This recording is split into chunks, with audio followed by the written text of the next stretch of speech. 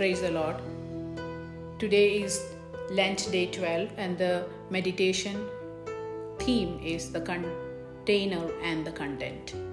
And the Bible portion taken for today's meditation is from Matthew chapter 13 verses 47 to 51. It says, "Once again the kingdom of heaven is like a net that was let down into the lake and caught all kind of fish. When it was full, the fishermen pulled it up on the shore. Then they sat down and collected the good fish in the basket but threw the bad away. This is how it will be at the end of the age. The angels will come and separate the wicked from the righteous and throw them into the blazing furnace, where there will be weeping and gnashing of teeth. Have you understood all these things?" Jesus asked, and yes, they replied. ദൈവരാജ്യം എങ്ങനെയുള്ളതായിരിക്കും എന്നറിയിക്കുന്ന വേറെ ഒരു വേദഭാഗം കൂടെ. നമ്മൾ ഇതിനു മുൻപ് ദൈവരാജ്യം മുത്തുകൾ, വിലപ്പെട്ട മുത്തിന് തുല്യം, മാണിക്യത്തിന് തുല്യം ഒക്കെ നമ്മൾ വായിക്കുന്നുണ്ട്. ഇവിടെ അതൊരു നെറ്റ്, ഒരു വല വീശി വെള്ളത്തിൽ നിന്ന് വലിയ ഇനത്തിലുള്ള മീനുകളെ പിടിക്കുന്നു, വലയ്ക്ക് തുല്യമായിട്ട് പറയുന്നു. ഈ വല എന്ന് പറയുന്നത് സ്വർഗരാജ്യത്തിൻ്റെ ദൂതാണ്, അല്ലെങ്കിൽ സുവിശേഷമാണ്. ഈ സുവിശേഷം ലോകത്തിൻ്റെ അവസാനത്തോളം എത്തുക എന്നുള്ളതാണ് യേശു ക്രിസ്തുവിൻ്റെ ഉദ്ദേശം. യേശു നല്ലവനായ ദൈവം, കരുണയുള്ള ദൈവം, നമ്മളെ കുറവുകളൊക്കെ കണ്ടിട്ടും നമ്മളുടെ കുറവുകളെ ക്ഷമിച്ച് നമ്മൾക്ക് വേണ്ടി കാത്തിരിക്കുന്ന ദൈവം. നമ്മൾ ഓരോരുത്തരും ഈ വലയിൽ വന്ന് വീഴുവാനും ഈ വചനം കേൾക്കുവാനും അത് കേട്ടാൽ മാത്രം പോരാ, അതനുസരിച്ച് ജീവിക്കുവാനും വേണ്ടി നമ്മൾ ഓരോരുത്തരെയും കാത്തിരിക്കുന്ന ദൈവം. അപ്പോൾ ഈ വലയിൽ നമ്മൾ പെട്ട് നമ്മൾ മുന്നോട്ട് പോകുമ്പോൾ ഈ വല നിറയും വരെ കാത്തിരിക്കുന്ന അനുഭവമാണ് സ്വർഗരാജ്യം. ഒരാൾക്കോ രണ്ടാൾക്കോ വേണ്ടി മാത്രമല്ല, അത് നിറയും വരെ.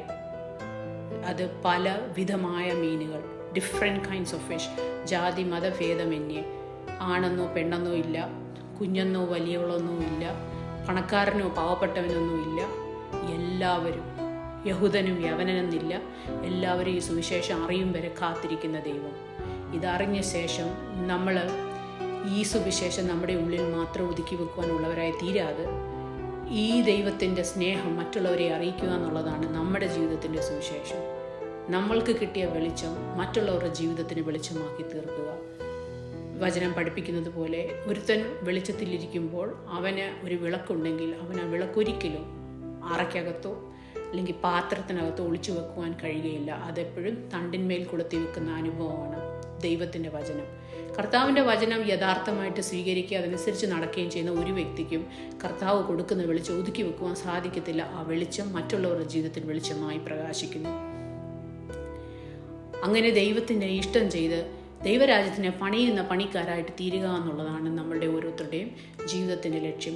അത് നമ്മൾ ദൈവത്തോട് മനസ്സിലാക്കണം, ചോദിക്കണം, കർത്താവേ, നീ എന്നെക്കുറിച്ച് എന്താണ് ഉദ്ദേശിക്കുന്നത്? നിൻ്റെ രാജ്യത്തെ പണിയുവാൻ തക്കണം എങ്ങനെയുള്ള വേലയാണ് ഞാൻ ചെയ്യേണ്ടത്? ഏത് രീതിയിലാണ് നിനക്ക് എന്നെ ഉപയോഗിക്കുവാൻ കഴിയുന്നത്?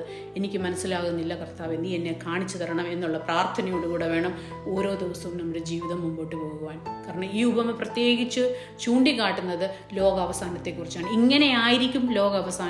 ആ വല നീക്കി കരയിലേക്ക് കൊണ്ടുവരുമ്പോൾ മീൻ പിടിക്കുന്ന ആൾക്കാർ അത് വന്ന് തുറന്ന് അതിനകത്തെ മീനുകളെ വേർതിരിക്കുന്ന അവസ്ഥ. നല്ലതിനെ അവർ പാത്രത്തിൽ നിറയ്ക്കുന്നു, തീയതിനെ അവർ എറിഞ്ഞു കളയുന്നു. ഇങ്ങനെ ആയിരിക്കും ലോകാവസാനം എന്ന് യേശുക്രിസ്തു പ്രത്യേകം ചൂണ്ടിക്കാട്ടുന്നു. മാലാഖമാർ വരികയും നന്മ ചെയ്തവരെ, നല്ലവരായിട്ടുള്ളവരെ ഒരു സൈഡിൽ നിർത്തിയിട്ട് മറ്റുള്ളവരെ ആ പുകയുന്ന തീക്കകത്തോട്ടിട്ട് കളയുന്ന അവസ്ഥ.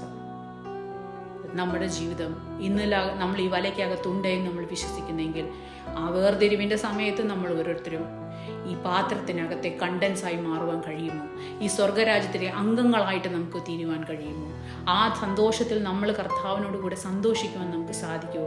ഇന്ന് സ്വല്പവും അല്പവുമായിട്ടുള്ള നമ്മുടെ കഷ്ടതയും പ്രയാസങ്ങളും അന്ന് ദൈവത്തിൻ്റെ സന്നിധിയിൽ അനന്തകാലത്തേക്കുള്ള സമാധാനവും സന്തോഷവും നൽകുന്ന ജീവിതങ്ങളായി തീരുവാൻ സാധിക്കുമോ? അങ്ങനെയെങ്കിൽ ദൈവം നമ്മളെ ഓരോരുത്തരെയും അതിനായിട്ട് സഹായിക്കട്ടെ. ഒടുവിൽ യേശുക്രിസ്തു ശിഷ്യന്മാരോട് ചോദിക്കുന്നത് പോലെ, നിങ്ങൾക്കിതെല്ലാം മനസ്സിലായോ എന്ന് ചോദിച്ചപ്പോൾ ശിഷ്യന്മാർ ഉവെന്ന് പറഞ്ഞതുപോലെ ഈ വചനം ഇന്ന് നമ്മളുടെ ഇടയിൽ ഞാനിത് പറയുമ്പോൾ നിങ്ങൾ ഓരോരുത്തരും ഈ വചനത്തിൻ്റെ രഹസ്യം തിരിച്ചറിയുകയും നിങ്ങൾ ഓരോരുത്തരും ഈ വചനത്തെ ഹൃദയത്തിൽ സത്യമായിട്ട് സ്വീകരിക്കുകയും അതനുസരിച്ച് എനിക്കും ഈ സ്വർഗരാജ്യത്തിലെ അംഗമായി തീരണം, എനിക്കും ഈ പാത്രത്തിലെ ആ കണ്ടൻ്റായി മാറണം എന്നുള്ള ആഗ്രഹത്തോടുകൂടെ ദൈവസന്നിധി ചെല്ലുകയും ദൈവത്തിൽ തന്നെത്താൻ സമർപ്പിച്ചുകൊണ്ട് ഈ നൊയമ്പിൻ്റെ കാലങ്ങളിൽ ദൈവത്തോട് ചോദിച്ച് മനസ്സിലാക്കി എൻ്റെ വേല എന്തുവാണ് കർത്താവേ, അവിടുന്ന് എനിക്ക് വ്യക്തമായിട്ട് കാണിച്ചു തരണം.